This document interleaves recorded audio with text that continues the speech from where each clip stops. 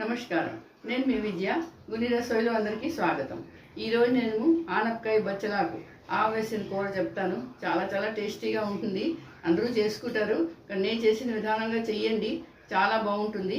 రండి, ఇది ఎలా చేస్తారో చెప్తాను. మనం ఎప్పుడు బచ్చలతోని కందా బచ్చలు చేసుకుంటాము, బచ్చలు పులుసు చేసుకుంటాము, ఏదైనా చేసుకుంటాం. కానీ ఈరోజు నేను ఒక వెరైటీగాను బచ్చల కూరతో ఆనపకాయ కాంబినేషన్లో మంచి కర్రీ చెప్తానండి. కందా బచ్చలిలాగే ఆనపకాయ బచ్చలి కూర. దానికోసం ఏమిటేమిటి కావాలో చూడండి. ఆనపకాయ, బచ్చలాకు శుభ్రంగా కడుక్కొని తరుక్కొని పెట్టుకున్నాను. అలాగే ఆనపకాయ, దానికి ఆవ రుబ్బుకోవాలి. ఆవలోని ఒక 2 చెంచాలు బియ్యం, పచ్చి బియ్యం, 1 చెంచా ఆవాలు, 2 నుంచి 3 ఎండుమిరపకాయలు. ఇది చేసి 1 గంట ముందు నానపెట్టుకోవాలి. తర్వాత పోపు కోసం 2 ఎండుమిరపకాయలు, ఆవాలు, మెంతులు, తర్వాత కరివేపాకు. మనం కూర ఉడకపెట్టడం కోసం చింతపండు, పసుపు, ఉప్పు, దించి ముందు పంచదార వేసుకోవాలి. అలాగే కొంచెం నూనె. ఇంతేనండి సామాన్ కావాలి. మరి రండి, ఇది ఎలా చేస్తారో వేగంగా చూసిద్దాం. స్టవ్ ఆన్ చేసుకున్నాను, మూకుడు పెట్టుకున్నాను. అందులోని ఆనపకాయ, తరిగిన ఆనపకాయ వేసుకోవాలి. అలాగే తరిగిన బచ్చలాకు వేసుకొని కొంచెం నీళ్ళు వేసుకోవాలి. మరీ ఎక్కువ కాదు, కొంచెం నీళ్ళు వేసుకోవాలి. అందులో తగినంత కొంచెం పసుపు, కొంచెం ఉప్పు, అలాగే చింతపండు. చూసారా, కొంచెం చింతపండు, మనకి ఎంత కావాలో పులుపు అంత చింతపండు వేసుకోవచ్చు. వేసుకొని కలుపుకొని మూత పెట్టుకొని ఒక 10 నుంచి 15 నిమిషాల వరకు ఉడకపెట్టుకోవాలి. అంటే ఆనపకాయ ఇది 2 ఉడికిపోవాలండి మెత్తగాను. ఇలా ఉడకపెట్టుకోవాలి. కూర ఉడుకుతున్నది. ఈలోగా మనం నానబెట్టుకున్నాం కదండి ఆవాలు, బియ్యం, ఎండుమిరపకాయలు, ఇవి పేస్ట్ చేసుకోవాలి.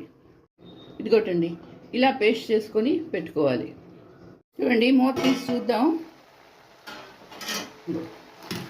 ఉడికిపోయిందండి, చాలా బాగా ఉడికిపోయింది. 2 కలిసిపోయి మెత్తగా అయిపోయింది. ఇప్పుడు నేను గ్యాస్ ఆఫ్ చేస్తున్నాను.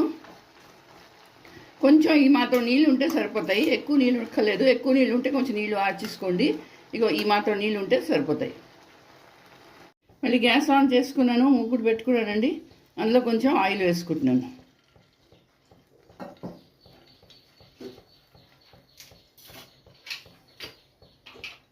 ఆయిల్ కొంచెం వేడెక్కింది. ఇప్పుడు ఆవాలు, మెంతులు, ఇంగువ, కొంచెం ఎండుమిరపకాయలు 2. మరి ఎక్కువ ఎండుమిరపకాయలు వేయకూడదు, ఎందుకంటే ఆవులో మనం వేసాం కదా, మళ్ళీ ఎక్కువ కారం అయిపోతుంది. లేదు, మీకు ఎక్కువ కారం కావాలంటే వేసుకోవచ్చు. అలాగే కడిగిన కరివేపాకు. ఇంతేనండి పోపు. దీనికి ఎక్కువ పోపు ఏం వేసి ఎక్కలేదు.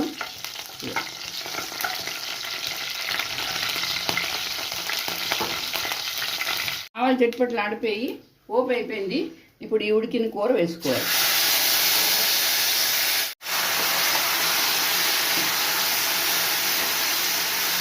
వేసుకొని కలుపుకోవాలి. ఇప్పుడు ఇందాక మనం రుబ్బి పెట్టుకున్నాం కదా ఆవా, అది కొంచెం వేసుకోవాలి. వేసుకొని కలుపుకోవాలి. దగ్గరగా అయిపోతుంది కూర.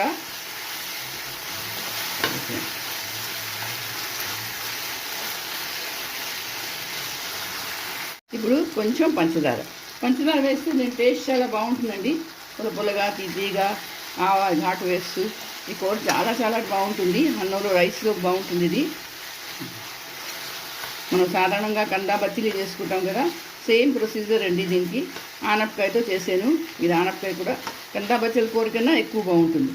అంతేనండి, ఇదిగో కూర రెడీ అయిపోయింది. సరే, ఇప్పుడు దీన్ని నేను బౌల్లోకి తీసుకుంటాను.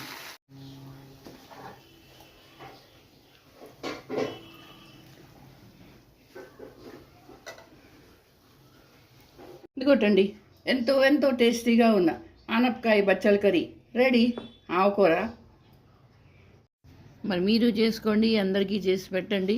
అలాగే నా వీడియో నచ్చితే తప్పకుండా లైక్, షేర్ చేయండి. కొత్తగా నా ఛానల్లో ఉంటే సబ్స్క్రైబ్ చేయండి. మళ్ళీ ఇంకో వీడియోతో కలుస్తాను.